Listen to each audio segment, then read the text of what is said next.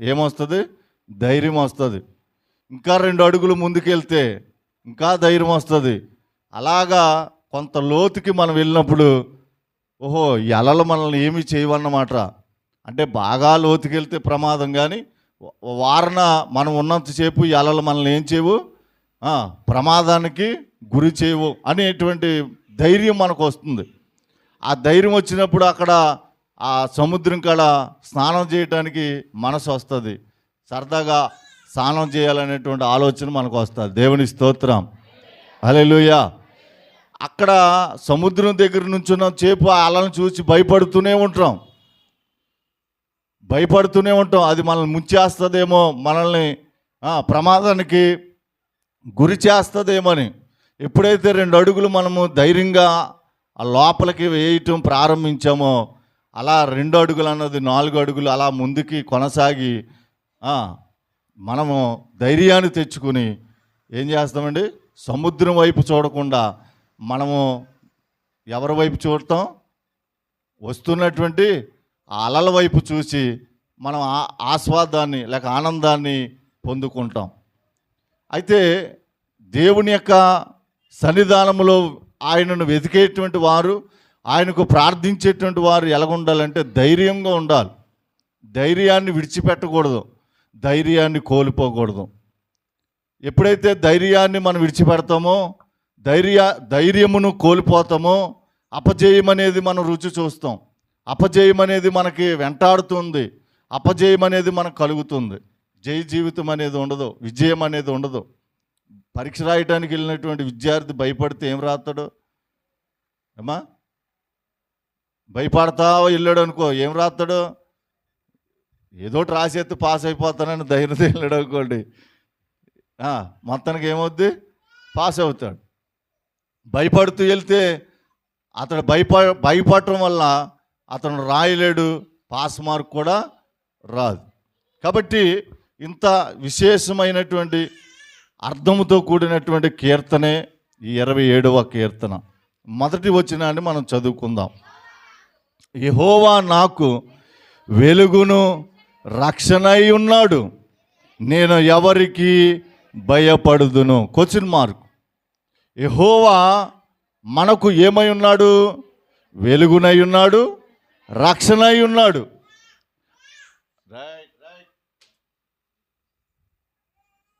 ఉత్తిదే, silence.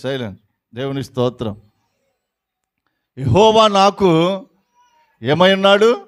వెలుగును రక్షణై ఉన్నాడు. యెహోవా నాకు వెలుగును రక్షణై ఉన్నాడు, నేను ఎవరికి భయపడుదును? అంటే భయపెట్టేవారు ఉన్నారు. మనందరికీ శత్రువు ఎవరు?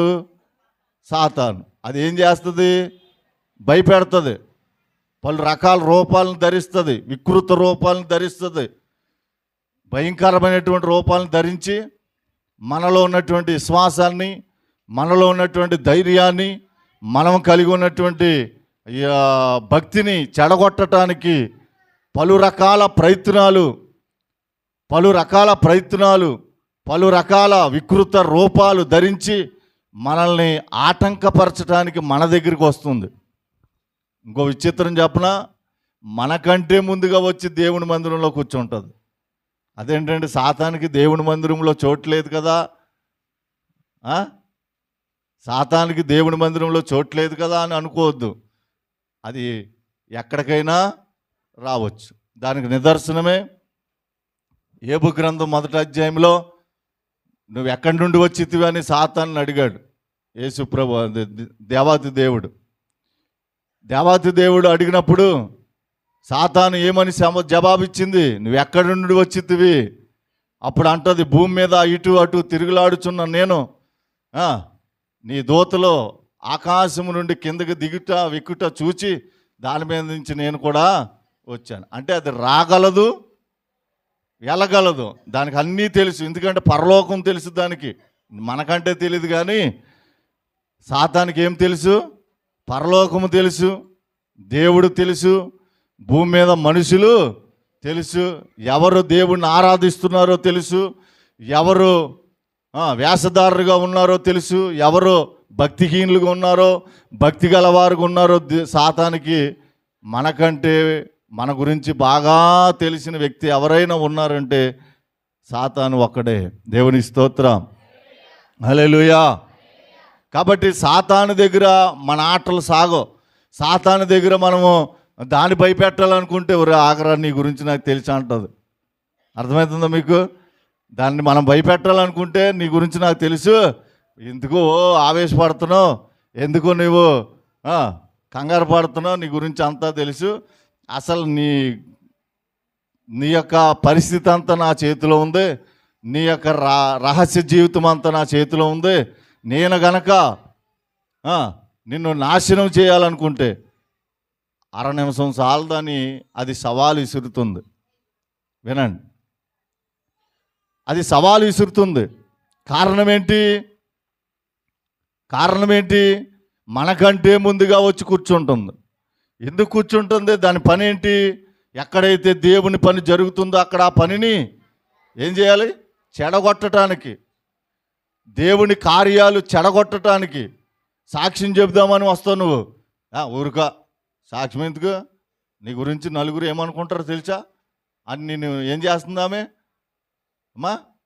సాక్ష్యం చెప్పనివ్వకుండా నీ గొంతుకును కట్టేస్తుంది, నీ నోరు దేవుని స్తుతించకుండా నీ నోటిని ఆపేస్తుంది, చప్పట్లు కొట్టకుండా నీ చేతుల్ని ఆపేస్తుంది. మనకు తెలియకుండానే జరిగిపోతుంది ఇదంతా. ఏమా చప్పట్లు కొట్టాలని ఉంది కానీ చేతులు కూడతలేదండి, చేతులు రావటం లేదండి. ఇక్కడికి వచ్చేదాకా బాగానే ఉన్నాను, ఇక్కడికి వచ్చాక ఏంటో మరి చేతులు ఏళ్ళు నొప్పిగా ఉన్నాయండి అని చెప్తూ ఉంటారు. కారణం ఏంటో తెలుసా? నిన్ను బలహీనత పరుస్తుంది.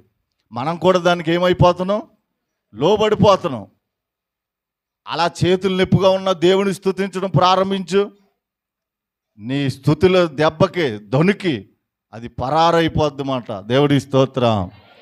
దానికి ఎప్పుడైతే మనము బానిసమైపోయామో, దానికి ఎప్పుడైతే బెండ్ అయిపోయామో, దానికి ఎప్పుడైతే మనము లోబడిపోయామో మనల్ని కృంగదీస్తుంది. దేవుని స్తుతించకుండా ఆటంకము అడ్డుగా నిలబడుతుంది. కాబట్టి యెహోవా నాకు వెలుగును రక్షణై ఉన్నాడు. నువ్వెవరికి భయపడుతున్నావు? నీవు ఆయన వెలుగై ఉన్నాడు. నీకు భయపడేవారు ఎవరు? చీకట్లో ఉన్నవారు భయపడతారు, అంధకారంలో ఉన్నవారు భయపడతారు, వెలుగు కాస్తైనా లేనటువంటి వారు భయపడతారు. చీకటి ఖండం ఉంటుంది మనకి. ఏ ఖండం అది? ఆఫ్రికా చీకటి ఖండం. ఇక అక్కడ చీకటిగానే ఉంటుందంట. ఆ మనుషులు కూడా అలాగే ఉంటారు. ఒక దేశం ఉందంట, అసలు సూర్యుడే ఉదయించడంట. సూర్యుడే ఇంకెప్పుడు అలాగే వెలుగుతూనే ఉంటుంది 24 గంటలు. పగలగానే ఉంటుందంట ఆ దేశం. ఇలా కొన్ని దేశాలు ఉన్నాయి. దోమలు లేని దేశం, ఈగలు లేని దేశం, రోగాలు లేని దేశం, పోలీస్ స్టేషన్ లేని దేశం ఉందంట. అంటే అక్కడ నేరాలు ఘోరాలు జరగవన్నమాట. నేరాలు పోలీసులే లేరంట. ఎందుకంటే ఆ దేశం అలాంటిది. ఇలాగా కొన్ని దేశాలకి ఒక ప్రత్యేకమైనటువంటి విధానం ఉంటుంది. కొన్ని దేశాలు అసలు వర్షమే పడదు, ఎప్పుడు చూసిన ఎండ. ఆ దేశంలో వర్షం చూసి ఒకవేళ వర్షం పడితే వాళ్ళు పండగ చేసుకుంటారంట. మనం వర్షం పడితే తిట్టుకుంటాం, మాయిదారు వర్షం, బట్టలారనెత్తలేదు. ఎండ కాసినప్పుడేమో పడుకుంటారు, వాన పడేటప్పుడేమో బట్టలు ఉతుకుతాము మనం. ఎండ కాసేటప్పుడు ఎండగా ఉందని పడుకుంటే మరి వాన కొరకు ఏం చేద్ది? ఆ ఎండ కాసినప్పుడే మనం బట్టలను ఏం చేయాలి? వాష్ చేసుకోవాలి. కాబట్టి మన తప్పును మనం కప్పిపెట్టుకుని ప్రకృతిని ఏం చేస్తాం?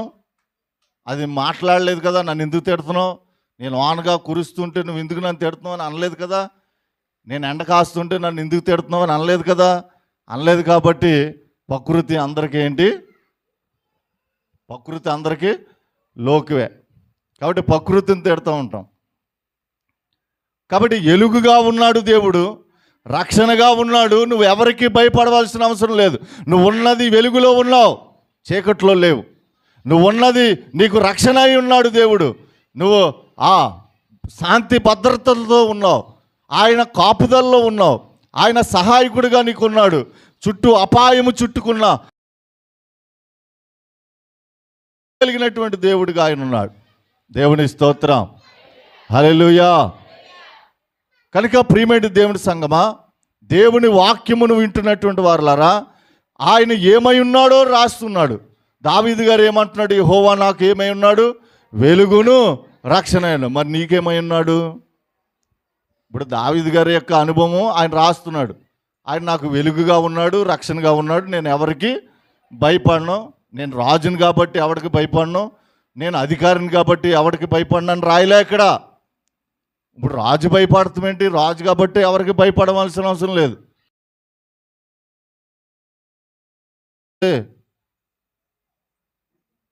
సైలెంట్లో పెట్టు.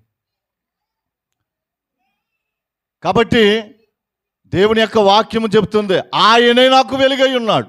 ఎవరు? ఆయనే నాకు వెలుగై ఉన్నాడు, ఆయనే నాకు రక్షణ అయి ఉన్నాడు. నేను రక్షించబడ్డాను, ఆయన రక్షణలో ఉన్నాను అంటే ఆయనకు, ఆ రక్షణకు కారకుడు ఆయనే. నేను చీకట్లో నుండి వెలుగులోకి వచ్చాను అంటే ఆ వెలుగుకు కారణము ఆయనే అని చెప్పగలుగుతున్నాడు. మనం కూడా ఏమని చెప్పాలి? ఆయనే నా వెలుగు, ఆయనే నా రక్షణ అని చెప్పగలగాలి. యెషయా గ్రంథము 60వ అధ్యాయము 20వ వచనం.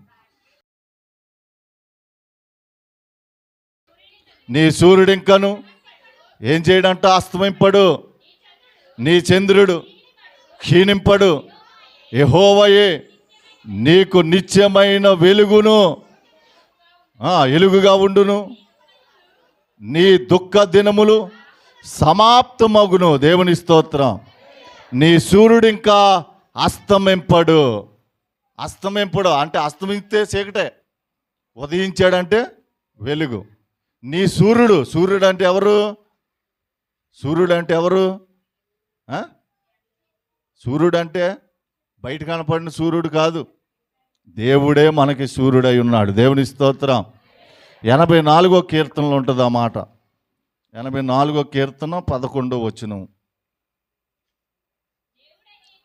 దేవుడైన యెహోవా సూర్యుడును కేడుమనై ఉన్నాడు. దేవుని స్తోత్రం.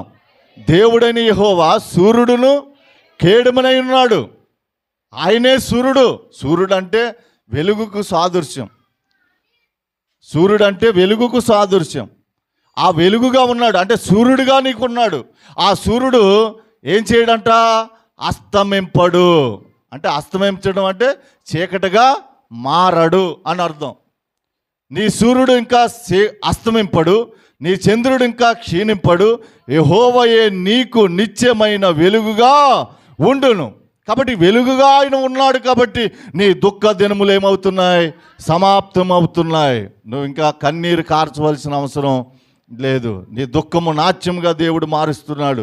నీ వేదన, నీ రోదన, నీ శోధన అంతటినీ తీసివేసి ఆనంద ధ్వనులతో, ఆనంద ప్రవాహములో లేక ఆనంద ప్రవహించేటటువంటి ఆనంద మరి కేళితో నువ్వు దేవుణ్ణి స్తుతించేటువంటి విధంగా దేవుడు నిన్ను వెలుగుగా ఉన్నాడు. ఆ విధమైనటువంటి ఆనందం నీలో కలుగుతుంది. నీ దుఃఖము సమాప్తమవుతుంది. అయితే నువ్వేం చేయాలి? 60వ అధ్యాయంలో మొదటి వచనం, నీకు వెలుగు వచ్చి ఉన్నది, లెమ్మో తేజరిల్లము. దేవుని స్తోత్రం. లెమ్మో అంటే మనం ఉన్న కాడి నుంచి ఏం చేయాలి? లెగాలి. దుఃఖము తీరిపోయిన తర్వాత ఇంకా అక్కడ కూర్చోవలసిన అవసరం లేదు. దుఃఖపడేటప్పుడే కూర్చుంటాం, దుఃఖపడేటప్పుడే కూర్చుంటాం, వేదన పడేటప్పుడే కూర్చుంటాం. నీ వేదన, నీ దుఃఖము తీర్చబడిన తర్వాత నువ్వు అక్కడ నుండి ఏం చేయబడాలి? లే, యెహోవా నీకు వెలుగు వచ్చి ఉన్నది, లెమ్ము తేజరిల్లుము, యెహోవా మహిమ నీ మీద ఉదయించును. నువ్వు ఉదయించబడినటువంటి సూర్యుడు నీ మీద ప్రకాశిస్తున్నాడు కాబట్టి, ఆయన అస్తమించేటువంటి సూర్యుడు కాదు, ఉదయించే సూర్యుడుగా నీ మీద ప్రకాశిస్తున్నాడు కాబట్టి నువ్వు లే. నువ్వు కూర్చున్న కాడి నుంచి లే. నువ్వు దుఃఖపడతా కూర్చుంటే నీ దుఃఖము తీర్చబడుతుందా? నువ్వు చింతపడితే నీ చింత మూరడ ఎక్కువ చేసుకోలేవు, మూరడ తక్కువ చేసుకోలేవు. మరి లెగాలంటే అర్థం నువ్వు ఉన్న స్థితి నుండి ఏం చేయబడాలి? లేపబడాలి. అలా లేపటానికి దేవుడు సిద్ధంగా ఉన్నాడు. ఎప్పుడైతే నీ మీద ఆయన ఉదయ కాంతి ప్రకాశిస్తుందో అప్పుడే నీ దుఃఖ దినములు ఏమైపోయినట్టు? సమాప్తమైనట్టు. అంటే నీ కన్నిటిని తొడవగలిగిన దేవుడు, వెలుగై ఉన్న దేవుడు, వెలుగుగా ఉన్నాడు. నువ్వు ఇంకా చీకట్లో కూర్చోవలసిన అవసరం లేదు. నువ్వు లేచి బయటికి వెలుగులోనికి రా. యోహాను సువార్తలు 8:12 అంటాడు, యేసు మరలా చెప్తున్నాడు, రెండోసారి చెప్తున్నాడు, మనకి ఏమై ఉన్నాను? వెలుగై ఉన్నాను. నన్ను వెంబడించేవాడు చీకట్లో నడవక జీవపు వెలుగు కలిగి ఉండునని వారితో చెప్పాడు. దేవుని స్తోత్రం. నువ్వు నన్ను వెంబడించు, లే, కూర్చుని ఎంతసేపు అని ఏడుతో, నేను వెలుగుగా నీ మీద ప్రకాశించాను కాబట్టి నువ్వు ఉన్న చోటు నుంచి లేచి నన్ను వెంబడించు. ఎందుకని? ఆయనే వెలుగై ఉన్నాడు గనుక. ఆయనే వెలుగై ఉన్నాడు గనుక మనం లెగాలి. ఒకవేళ మన శత్రువు ఉన్నాడని భయపడుతున్నావా? నా శత్రువు నన్ను చీకట్లో నుండి బయటకు వస్తే నన్ను అపహరిస్తాడు, నా శత్రువు నా మీద పడతాడు అని భయపడుతున్నావా? నువ్వు భయపడవలసిన అవసరం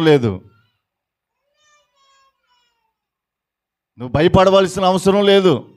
దేవుని వాక్యమును బట్టి, వాక్యమే నీ వెలుగై ఉన్నాడు గనుక, వాక్యమే నిన్ను రక్షించేది గనుక, వాక్యమే నిన్ను బలపరిచేది గనుక వాక్యపు వెలుగులో మనము సంచరించాలి. 119వ కీర్తనలో ఉంటుంది కదా, 50వ వచనంలో, నీ వాక్యము నా పాదములకు దీపమై ఉన్నది, నా త్రావులకు వెలుగై ఉన్నదంట. నువ్వు బాధలో ఉన్నావా? చీకట్లో అంటే, చీకటి అంటే అర్థం ఏంటి? మన ఇంటి నిండా సమస్య ఆవరించినప్పుడు మనకు అది ఎలాగుంటుంది? చీకటిగానే ఉంటుంది. అలాంటి చీకటిగా ఉన్న పరిస్థితిలో వాక్యమును ధ్యానించు, వాక్యమును ప్రతిష్ఠించు, వాక్యం మీద ఆధారపడు. వాక్యమే ఎవరై ఉన్నారు? దేవుడై ఉన్నాడు. దేవుడి మీద నువ్వు ఆధారపడినప్పుడు నీ చీకటి వెలుగుగా మార్చబడుతుంది. దేవుని స్తోత్రం. నీ వాక్యమే నన్ను బ్రతికించి ఉన్నది. అది కాదు, 50వ వచనమమ్మా, అది కాదు,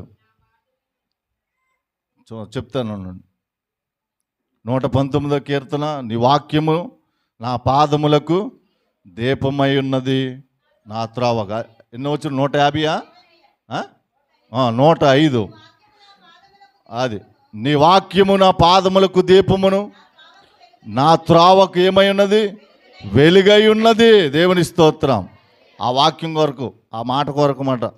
నీ వాక్యములు నా పాదములకు ఏమై ఉన్నాయి? దీపమై ఉన్నాయి. నా దీపమును వెలుగించువాడు నా వెలుగుగా, నా దీపమును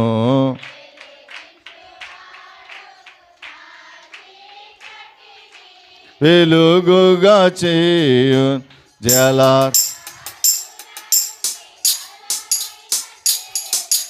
జలరాశుల నుండి బలమైన చేతి, వెలుపల చేసిన బలమైన దేవుడు, వెలుపల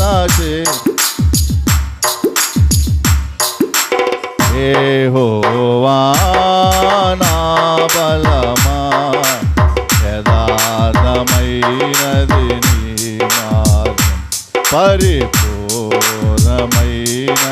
నీ మార్గం. యెహోవా. హల్లెలూయా. మన దీపము వెలిగించువాడు ఆయనే, మన త్రోవలో వెలుగుగా ఉండేవాడు ఆయనే.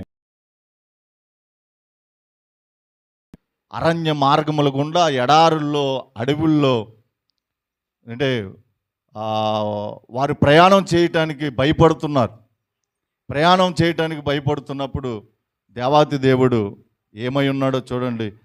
నిర్గమకాండం 14వ అధ్యాయం. నిర్గమకాండం 13వ అధ్యాయము 21వ వచనం. మోషే క్షమించండి 21. వారు పగలు రాత్రియు ప్రయాణము చేయనట్లుగా యెహోవా త్రోవలో వారిని నడిపించుటకై పగటి వేళ మేఘ స్తంభములోను వారికి వెలుగిచ్చుటకు రాత్రి వేళ అగ్ని స్తంభములోను ఉండి వారికి ముందుగా నడుచుచూ వచ్చెను. ఆయన పగటి వేళ మేఘ స్తంభమునైనను రాత్రి వేళ అగ్ని స్తంభమైనను ప్రజల ఎదుట నుండి తొలగింప పగలు కూడా ప్రయాణం చేయటానికి, వారి యాత్రను కొనసాగించడానికి, వారు చేరవలసిన ఆ గమ్యస్థానానికి వారు చేరినట్లుగా వారికి ఏమై ఉన్నాడంట? పగలు మేఘస్తంభములోను రాత్రి అగ్ని స్తంభములో ఉన్న దేవుడు. దేవుని స్తోత్రం, హల్లెలూయా. అందుకునే పాట, ఇశ్రాయేలు ముందు నడచిన దైవమా, ఇశ్రాయేలు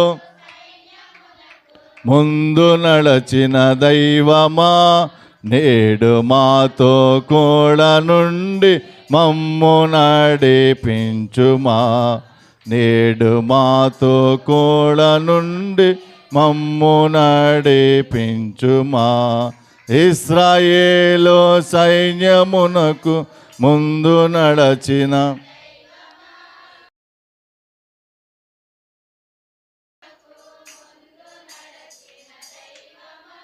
నేడు మాతో కూడా నుండి మమ్ము నడిపించుమా, నేడు మాతో.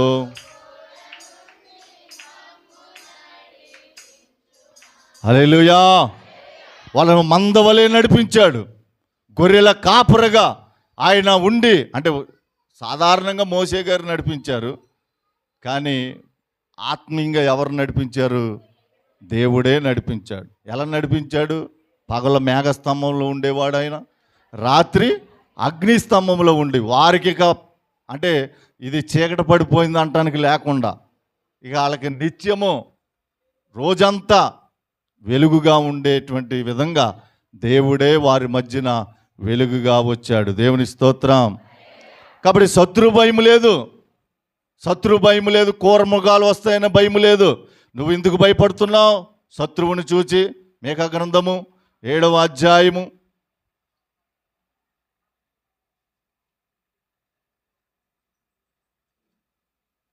8వ వచనాన్ని చూద్దాం. మీకా గ్రంథము, నా శత్రువా నా మీద అతిశయింపవద్దు, నేను కింద పడినను తిరిగి లేత్తును, నేను అంధకారమందు కూర్చున్నను, యెహోవా నాకు వెలుగుగా ఉండెను. దేవుని స్తోత్రం.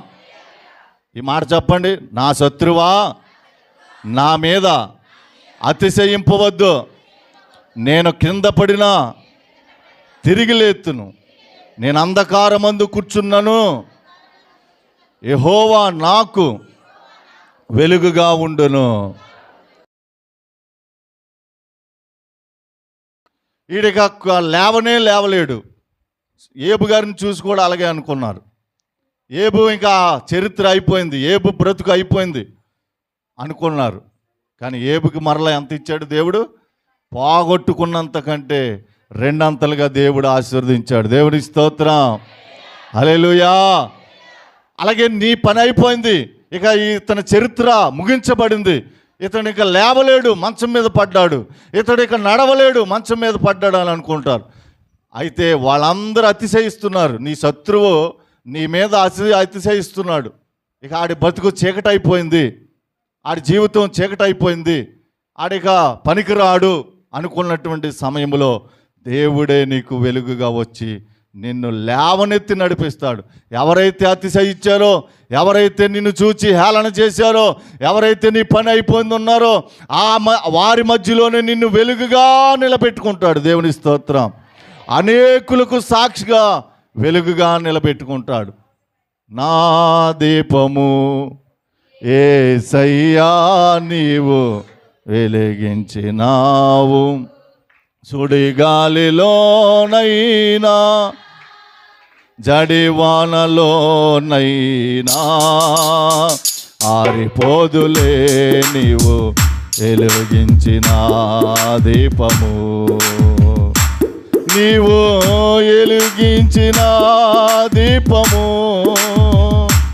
నీవు వెలిగించిన దీపము, నా దీపము వెలిగించినావు, సుడిగాలిలోనైనా జడివానలోనైనా ఆరిపోదులే నీవు వెలిగించిన దీపము. నీవు వెలిగించిన దీపము, నీవు వెలిగించిన దీపము.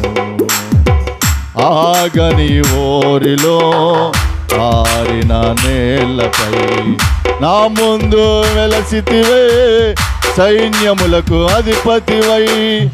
ఆగని ఓరిలో ఆరిన నేలపై నా ముందు వెలసితివే, సైన్యములకు అధిపతివై. పరాక్రమశాలివై నడిచావు కాపరిగా, పరాక్రమశాలివై నడిచావు కాపరిగా. నా దీపము యేసయ్యా నీవు వెలిగించినావు, సుడిగాలిలోనై జడివానలోనైనా ఆరిపోదులే నీవు వెలిగిన దీపము, నీవు వెలిగించిన దీపము. హల్లెలూయా. మాత్రము చీకట్లో ఉన్నాడు. నువ్వు వెంబడించేటి ఎవరిని? వెలుగుని. వెలుగుని వెంబడిస్తున్నావు కాబట్టి నువ్వు చీకట్లో ఉన్న అనుభవం ఉండదు నీకు. ఒకవేళ చీకట్లో కీర్తన ఉంటుంది, గాఢాంధకారపు లోయలో నేను సంచరించినను ఏ అపాయమునకు నీ దుడ్డి కర్రయు నీ దండము నన్ను ఏం చేస్తుంది అంటే, గాఢాంధకారపు లోయ అంటే చీకటి గల లోయ, చీకటి గల లోయ, శ్రమ కలిగిన లోయ. ఆ శ్రమ కలిగిన లోయలో నువ్వు కూర్చున్నప్పుడు అంతా నీకు చీకటిగానే కనపడుతుంది. ఏ సహాయము నీకు చేసేవారు రారు, నిన్ను ఆదుకునేవారు లేరు, నిన్ను పలకరించిన వారు లేరు. ఎందుకో ఈ జీవితం అని నువ్వు నిరాశ చెందుతున్నటువంటి పరిస్థితిలో దేవుడు వెలుగుగా నీ మధ్యన ప్రకాశిస్తాడు. నీ దీపాన్ని ఏం చేస్తాడు ఆయన? వెలిగిస్తాడు. శత్రువు అని గాలి ఊదినా ఆరిపోకుండా చేస్తాడు. దేవుని స్తోత్రం. హల్లెలూయా. ఎంత గొప్ప దేవుడండి మనం ఆరాధిస్తున్న దేవుడు. చీకట్లో ఉన్న వారికి గొప్ప వెలుగు ప్రకాశింప చేయగలిగిన దేవుడు. అంధకారమైనటువంటి మన జీవితాన్ని వెలుగుమయంగా చేయగలిగిన దేవుడు. యోహాను సువార్త 1వ అధ్యాయము 4వ వచనం 5వ వచనం చదువుదాం. ఆయనలో ఏముందంట? జీవం ఉంది. ఆ జీవము మనుషులకు ఏమై ఉందంట? వెలుగై ఉంది. నువ్వు వెలిగించబడిన వాడివైతే నీలో ఏముంది? జీవం ఉంది. జీవించుచున్న పేరు మాత్రం నీకుంది, కానీ నువ్వు మృతి. కొంతమంది ఎంత వెలిగించినా దేవుడు కొంచెం కింద మంచం కింద ఎడతారు వాళ్ళ దీపాలు. నిన్నేమో ఒక గొప్ప సాక్షిగా నిలబెట్టుకోవాలని ఆయన చూస్తుంటే, ఆయన యొక్క ప్రేమలో నిన్ను వర్ధిల్లింప చేయాలని ఆయన చూస్తుంటే, నీ దీపం ఏం చేస్తున్నావు? ఆయన వెలిగించాడు నీ దీపాన్ని. మంచం కింద కొంచెం కింద పెడితే మనుషులకు వెలిగిస్తుంది అది. ఎక్కడ పెట్టాలి? దీపస్తంభం మీద పెట్టాలి. 10 మందికి వెలుగు కావాలంటే నీ వెలిగించబడిన దీపం దీపస్తంభం మీద పెట్టు. కానీ వెలిగించబడిన తర్వాత ప్రారంభ క్రైస్తవులు ఎలాగుంటారంటే బాప్తిజం తీసుకున్న తర్వాత వెలిగించబడిపోతూ ఉంటారు, మండిపోతూ ఉంటారు.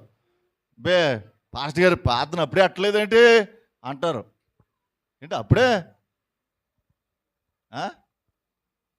అప్పుడే నువ్వు బాప్తిజం తీసుకున్నది వారమే కదా అంటే ఆయనలో అంత తొందర ఉంటుంది, ఆమెలో అంత తొందర ఉంటుంది. అలా నెల గడిచింది, 4 వారాలు, నెలకి ఒక్కో నెల 5 వారాలు ఉంటాయి, ఆదివారాలు.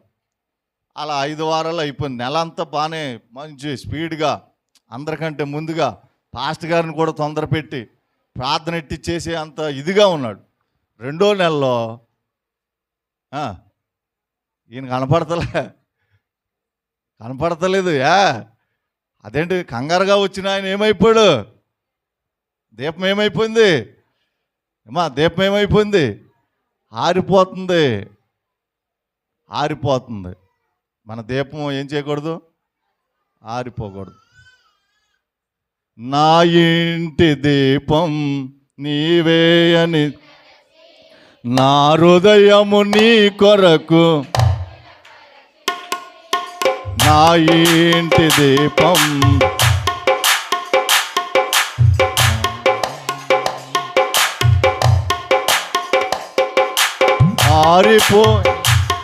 నా వెలుగు దీపము ఆరిపోయిన తీర్చమే నీ వాక్కుకై తెచ్చుమా. అలాంటి దీపం ప్రేమతో వెలిగించడం కొట్టాండ్రో కాబట్టి ఆరిపోయి ఉంటే బెస్ట్ అనుకుని తల్లులు వీళ్ళు ఎలగరో దీపం. అందుకే భక్తులు ఊరికినే రాయరు పాటలో. పాడదామా పాట?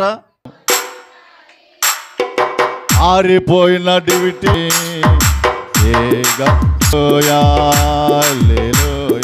ప్రభు యేసుని పూజింతుము, అనుదినము గణపరచెదము, కీర్తనలు పాడి ఉండెదము, సంతోషముగా ఉండెదము. హల్లెలూయా హల్లెలూయా హల్లెలూయా హల్లెలూయా హల్లెలూయా హల్లెలూయా హల్లెలూయా హల్లెలూయా హల్లెలూయా. ఏం రాశారు ఇందులో? ఏం రాశారు భక్తులు? ఆరిపోయిన డ్యూటీలు ఏం చేయాలి? ఎలగాలి. ఎప్పుడు ఎలగాలి? ఎప్పుడు ఎలగాలి? ఏ జామో ఏ గడియో ఆయన తెలీదు. ఆ రాకడ ఆయన రాకముందే మనం ఏం చేయాలి? వెలిగాలి. బుద్ధి లేని కన్యకులు చెప్పాలి. ఉపమానం తెలీదా? బుద్ధి లేని కన్యకులు, బుద్ధిగల కన్యకులు. ఎంతమంది మొత్తం? 10 మంది కన్యకులు. కన్యకులు అంటే ఎందుకని కన్యకులు అన్నారు అక్కడ? చెప్పండి. అదే వివాహం కానివారు కాబట్టి కన్యకులు అన్నారు. అయితే అక్కడ ఆత్మీయంగా మనం తీసుకుంటే ఆయన వరుడుగా వస్తున్నాడు. సంఘం ఏం చేయాలి? కన్యకగా పెళ్ళైన ఆవిడ కన్యక అంటారా? పెళ్ళైన ఆవిడ కన్యక అంటారా? అనరు. స్త్రీ అంటారు. పిల్లలు పుడితే తల్లి అంటారు. ఇంకా పేర్లు మారుతూ ఉంటాయి. ఆమె వృద్ధాప్యంలో వచ్చాక మామ అంటారు, మామగారు అంటారు. అంతేనా? ఏమంటారు? వృద్ధాప్యం వచ్చాక మామగారు అంటారు. అదే చిన్నపిల్లలు ఉన్న బాలిక అంటారు. యవనంలోకి వచ్చాక యవనస్తురాలు, వివాహానికి సిద్ధపడిన తర్వాత కన్యక. అంటే కన్యకని ఎందుకు సంబోధించారంటే వధువ సంఘం ఏమై ఉండాలి? కన్యకగా ఉండాలి, వధువై ఉండాలి. రారాజుగా ఆయన వస్తున్నాడు. వరుడు ఎదుర్కోవాలి. ఎలాగ ఎదుర్కోవాలి? డ్యూటీలు వెలిగించుకుని ఎదుర్కోవాలి. డ్యూటీ అంటే ఏంటి? దీపం. ఆ దీపం వెలిగించుకుని మనము సిద్ధంగా ఉండాలి. ఇప్పుడు దీపం వెలుగుచున్నప్పుడు మనం భయపడవలసిన అవసరం లేదు. ఇప్పుడు మనం ఒక ఊరు వెళ్ళాం, సంతకాడే మనం లైట్ వేసి ఉంచాం బయట హాల్లోది. హాల్లోది బయట లైట్ ఉంచేసాం, లైట్ వేసి ఉంచాం. ఎందుకంటే ఎప్పుడు వస్తామో 11 అవ్వచ్చు, 12 అవ్వచ్చు అని. అప్పుడు మనం ఏం చేయొచ్చు, ధైర్యంగా గేట్ తీసుకుని లోపలికి వచ్చేయచ్చు.